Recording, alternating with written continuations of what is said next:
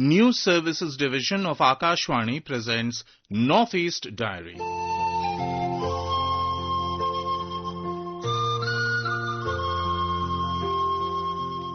Good evening and a warm welcome to another episode of Northeast Diary, your window into the vibrant cultures, inspiring stories and unfolding events from the 8 jewels of India's Northeast. I'm Vinita Thakur, and in today's program, we bring you an exclusive interview with Ms. Naina Konyak, owner and co-founder of Millet Magic Cafe in Mon District, as she shares her inspiring journey of creating magic with millets. We'll also feature the story of a progressive farmer from Tripura who has cultivated a remarkable mango orchard. And later, we bring a report from Kohima on the recently held 22nd Annual Conference of the CPA India Region Zone 3. But first, let's head to Sikkim, which is all set to host the 41st edition of the All India Governors Gold Cup International Football Tournament from November 16th.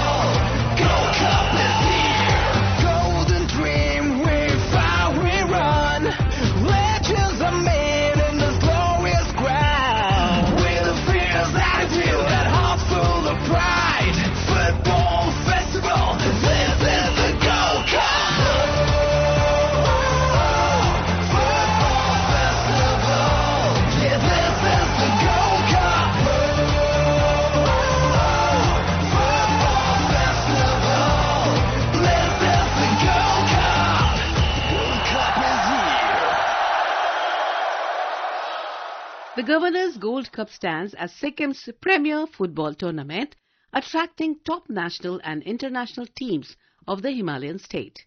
Organized by the Sikkim Football Association, the event not only celebrates the region's rich football heritage, but also provides a vital platform for local talent to shine on a larger stage, promoting unity and sports excellence. More from our Gangtok correspondent, Dili Ramdulal.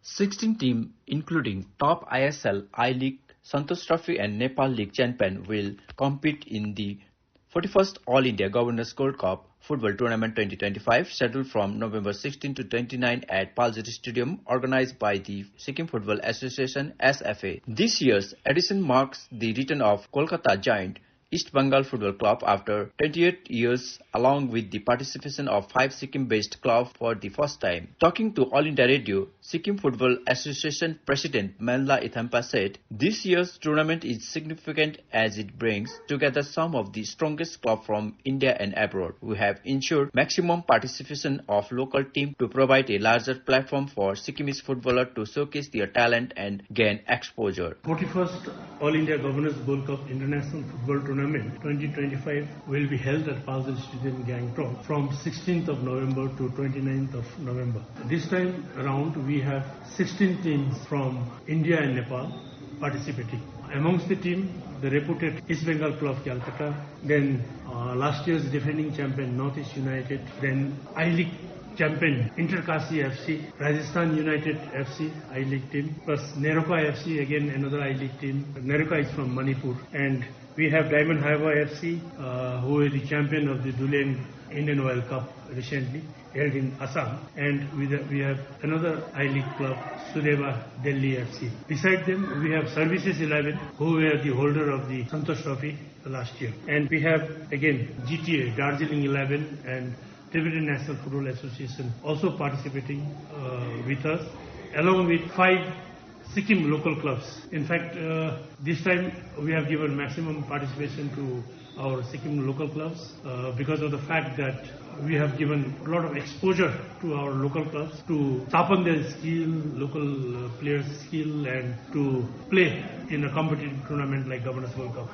So we hope that this time around our local boys will be getting that platform and hope they will sign up well, because a lot of spotters will also be here during the Governors World Cup time to spot the talented player, to take them to their respective clubs and maybe at the national level as well. I call upon all the Sikkimese football fans and the football fans from neighboring Kalimpong, Darjeeling, Karsan, Siliguri and all to come forward and witness these matches at Palsel Stadium. He further informed that double matches will be played on November 16 and 17 and floodlight matches from November 24 to 27, promising thrilling football evening at Palsel Stadium, Gangtok. With Moinak Chatterjee, Diliram Dulal, Akashvani News, Gangtok for Northeast Diary. Nagaland recently hosted the 22nd Annual Conference of the Commonwealth Parliamentary Association CPA India Region Zone 3 in Kohima from November 11th to 12th, held under the theme Policy, Progress and People, Legislatures as Catalysts of the Change. The two-day event brought together key leaders and lawmakers from across the country and the Northeast. Our Kohima correspondent Mary brings us the report. The conference was inaugurated by Lok Sabha Speaker Om Birla, who was joined by Chief Minister of Nagaland Nipio Rio, Deputy Chairman of the Rajya Sabha Harivansh, and Nagaland Legislative Assembly Speaker Sharingain Longkumar, who is also Chairman of the CPA India Region Zone 3. In his inaugural address, Speaker Birla called upon legislatures to frame policies through collective dialogue and public participation to ensure inclusive and sustainable development. और इस इलाके की प्राकृतिक सुंदरता, इस इलाके का समृद्ध संस्कृति विविधताएं, ये यहाँ की ताकत है और इसीलिए हम विकास का रोड मैप बनाते समय हमारी विधानसभाएं विकास के उन मापदंडों पर और नीतियों के आधार पर किस तरीके से विकास हो, जन अपेक्षाओं, जन आकांक्षाओं के उनका विकास हो और विकास के अंदर जनता की जन भागीदारी हो. Mr. Birla also highlighted the unique geographical challenges of the Northeast, emphasizing the need to develop a special action plan to address climate-related issues and foster the region's development without compromising its biodiversity and cultural heritage. Also addressing the conference, Nagaland Chief Minister Nipio Rio urged legislatures to reaffirm their commitment to parliamentary democracy and cooperative federalism. Our region is rich in diversity, culture and natural resources, has immense potential to contribute to India's growth story. The CPA Zone 3 must continue to play a proactive role in shaping policies that promote inclusive development and greater integration of the Northeastern region with the rest of the country and beyond. Over the course of the 2 days, the conference saw rich discussions around topics including role of legislatures in achieving Viksit Bharat 2047 and climate change in the light of the recent cloudbursts and landslides in the Northeast region. In his closing remarks, Deputy Chairman of the Rajya Sabha Harivansh praised the conference for embodying the true spirit of parliamentary democracy, noting the vibrant debates, thoughtful exchanges and collaborative approach to policy making. We must resolve to strengthen regional cooperation, share our best practices, and ensure that the laws we frame translate swiftly into outcomes. Let us remember that the strength of our democracy lies not only in the laws we make, but in the sincerity with which we uphold the trust of the people. During the conference, participants adopted 9 resolutions, including calls for enhanced budget allocation for the Northeast states and creation of an exclusive targeted program for the region to promote socio-cultural and economic growth. They also took part in a tree plantation drive to mark the event. Legislators from 7 out of the 8 northeastern states, including presiding officers, MPs and MLAs, participated in the conference. For Northeast Diary, this is Mary Mayase, Akashvani News, Kohima. And now, folks, we bring you the story of a progressive farmer, Taithok Riang, who has cultivated a thriving mango orchard in Shikaribari, Tripura. Our Agartala correspondent Suman Bhattacharya has this report for you all. Here is the story of a progressive farmer of Dhalai district, Taithak Riang, who has cultivated mango orchard in Shikaribari, Tripura. He responded to the call of the Minister of Agriculture and Farmers Welfare, Ratanlal Nath, nicely to ensure that not even an inch of land remains unused. He has created a remarkable mango orchard on 44 kanis of land at Shikaribari. Gone are the days of shifting or jhum cultivation across hills and forests. The jhum cultivation has provided food security and livelihoods for over 20% of tribal families in Tripura. The practice has faced sustainability issues due to reduced fallow periods caused by population growth. At the foothills of the Longtarai range now stands a vast mango orchard. Located about 20 kilometers from Ambassa, the district headquarters, this orchard was developed by Taithak Riang with government support. After 3 years of hard work, the trees have started bearing fruit. Once the land was used for jhum cultivation, but now the hill is adorned with varieties like Miyazaki, banana mango and Amrapali. With government support, the land once used for jhum is now filled with varieties like Miyazaki, banana and Amrapali mango. According to Riang, mangoes worth over 6 lakh rupees were sold from the first harvest last year. Meanwhile, Jayaprabha Dibburma, Superintendent of Agriculture, Ambassa Division, said that Miyazaki saplings have been distributed again this year along with various forms of financial assistance. She also mentioned that various forms of financial and technical assistance are being provided to encourage more farmers to take up such initiatives. This flourishing mango orchard stands as a shining example of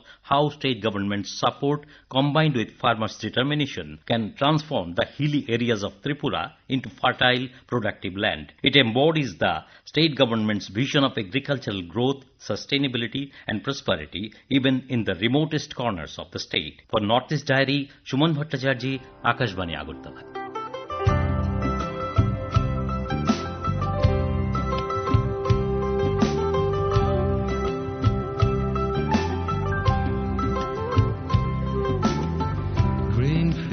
Flowing grains, golden sun, gentle rain, awaken and arise, looking for sunrise. Millet swaying all around, once lost now found, nourishing body and soul. It's time to make us whole.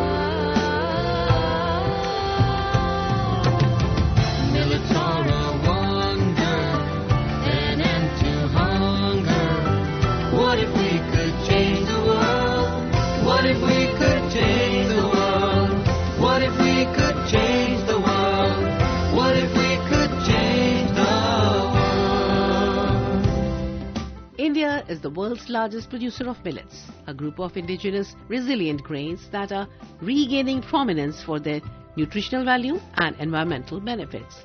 Rich in protein, vitamins and minerals, millets are often called nutritious cereals. They are gluten-free and have a low glycemic index, making them ideal for people with celiac disease or diabetes. In a special interview, Ms. Nainia Konyak, owner and co-founder of Millet Magic Cafe in Mon District, speaks with Akashvani presenter Asangla Jamir about her inspiring journey of promoting healthy eating through millet-based innovations. Listeners, today we have a special story with us, and to share about that story where millet creates magic. we have the owner of Millet Magic with us today. So I would like to invite her to this show. Thank you so much for being here with us. And so to start off with, can you kindly introduce yourself and also kindly share the history behind Millet Magic, and also kindly share what inspired you to start using millet as a substitute in fast food? My name is Nginya Kunyak from Mon District. Thank you for this wonderful opportunity to share the story and vision behind Millet Magic Restaurant and connect with your audience. Well, millet was one of the traditional food items that helped our people survive during famine in the past. But sadly, now that we are all exposed to modern food items, millet is quietly losing its place from everyday meals on our plates, despite its numerous health benefits. But the good news is villagers in the upper region of Konyak land still cultivate millets. Yet again, the awareness about the use of millet remains low. Though they cultivate, they themselves lean more towards the food items found in the market, and the millets take a backseat all over again. In all this research and planning to promote the forgotten traditional food, it was always God who gave this innovative idea, as written in Isaiah 1 verse 19. If you're willing and obedient, you shall eat the best of the land. And alongside, not forgetting the huge support of my business partner, who manages all the supplies of millet from the village. So, considering the health concern and the slowly vanishing traditional food culture of ours, we come up with this brand named as Millet Magic, where tradition meets nutrition. So in a way, we are supporting the farmers locally by buying raw materials and reaching the larger community by serving. Well, thank you so much for the introduction and also for mentioning the history behind Millet Magic. So I'm also curious to know, was there any particular moment or an aha moment or experience that sparked your passion for millet? Yes. In the first place, I personally was not a great fan of millet because it is blunt in taste, but lately I recollected how people and doctors emphasize the importance of millets for boosting immunity and recovery when a viral disease, dengue, hit the entire town a couple of years back. So over the years, I have also observed people in our town turning more health conscious, and just this thought struck my mind to try something new out of those boring millets into exciting food, which can be possibly loved by all age groups, and also meeting the taste buds of people with a little touch of modern fast food items. So why millet? What makes it a better alternative in your opinion, ma'am? We choose millets because, as per my research, millets are rich in nutrients, gluten-free, and it's also gut-friendly for those who have digestive-related issues, and it boosts immunity, and it's beneficial for overall health. And also, how do you source your millet from, or where do you source your millet from? And are you also collaborating with local farmers, vendors, or community groups to promote millet? Can you kindly explain the process of it as well to us? Actually, we started just a month ago, and after all the planning and strategies, so far we are buying from a village called Chen. We place an order accordingly, and they pound and send it to us. Well, as you've mentioned, although it's just been a month, I'm really impressed by the way you have managed to partner up with local farmers to promote millet through your creativity as well. Now, coming back to the next question, you have also in our previous conversation mentioned about the health benefits of millet, but can you also kindly elaborate on some of the health benefits that you've noticed or heard from your customers? Like I stated earlier, millet never tasted good to me. So I also expect the same from others, and I was reluctant at first. But surprisingly, even those who hated millets loved it in the form of millet momo, chow, milk, millet milk, pakora, etc.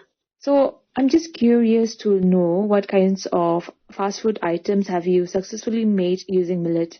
Okay, some of the food items that we have made successfully by using millet are millet momo, millet chow, millet milk cold, and millet tea that is served hot, millet dosa, millet fried rice, millet kalho, millet chicken pakora, and millet dessert, etc. Well, the way you explain about the food makes my mouth water, and I would also love to try it myself, make myself at home and try it out. Now, since this is such a new concept for us and our taste palette, I'm sure that there must have been so many challenges for you as well. So were there any kind of challenges in adapting traditional fast food recipes to the use of millet?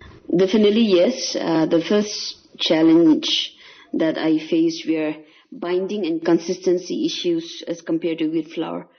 And I find it difficult to achieve the same elasticity and smoothness in dough for items like preparing for chow and momo. And secondly, it has its earthy flavor. So customers may take time to accept the taste compared to refined flour. Thirdly, it has a shorter shelf life. So millet-based products tend to spoil or get hardened easily because of the natural fiber and lack of preservatives. Now, alongside the challenges that you have mentioned, how do you ensure that the taste and the texture appeal to people of your region who are so used to, wheat-based products? In order to ensure the taste and texture are familiar with wheat-based products, what I do is I blend millets with familiar ingredients with a small portion of wheat flour and all the other ingredients used in preparing modern fast food items. For a business to thrive, it is also important that there is demand in consumers. So how have people in Mon responded to your millet-based products? So far, people, whoever have visited my restaurant, generally loved it, and I'm receiving positive feedbacks, and honestly, I'm also accepting, receiving, and improving as per the constructive criticism at the same time. Can you also kindly mention what strategies have you used to educate consumers about millet and its benefits? Okay, some of the strategies that I use to educate my customers about millet and its benefits are through social media platforms like Instagram, Facebook, and via WhatsApp status. Now, coming back to the next question, what are your future plans for expanding this initiative? Are there any new products or new markets that you are willing to explore?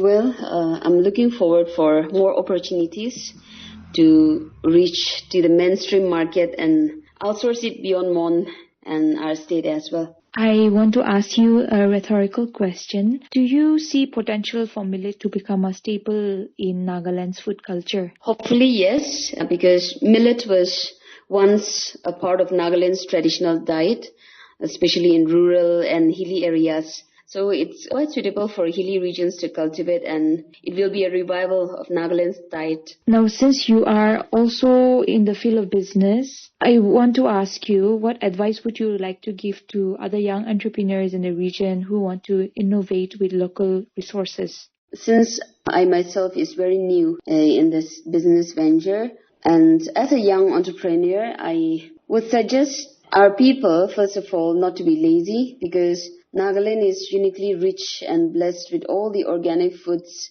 irrespective of different districts, different regions.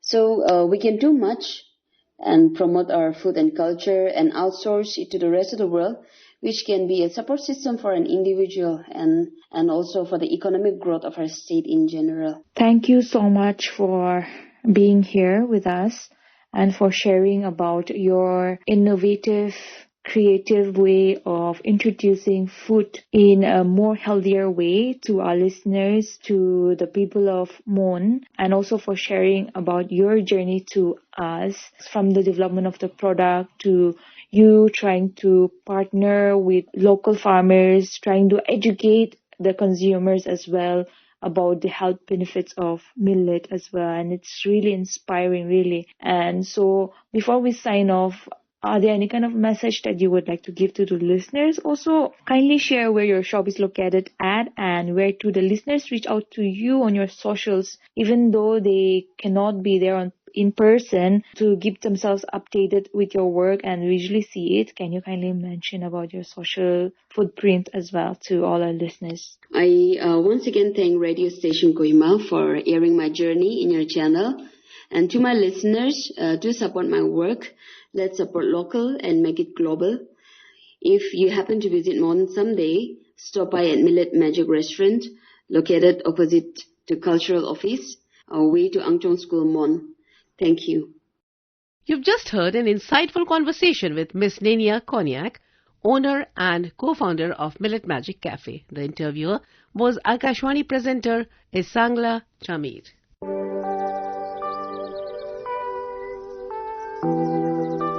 And now, friends, enjoy the heartfelt melody of Guluge Moku, Our Land, a soulful Tagin song from Arunachal Pradesh, sung and composed by Yami Puri. This song beautifully captures the essence of the mesmerizing land of Arunachal, its serene atmosphere, holistic peace, and the soothing effect it brings to the soul.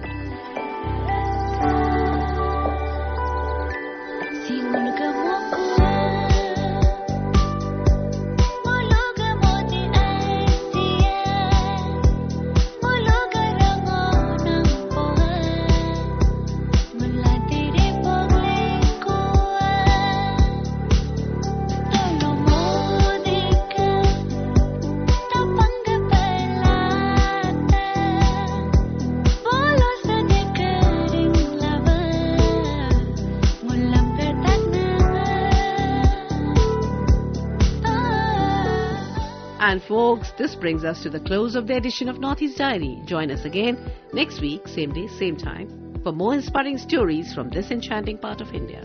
Until then, goodbye and do take care of yourself.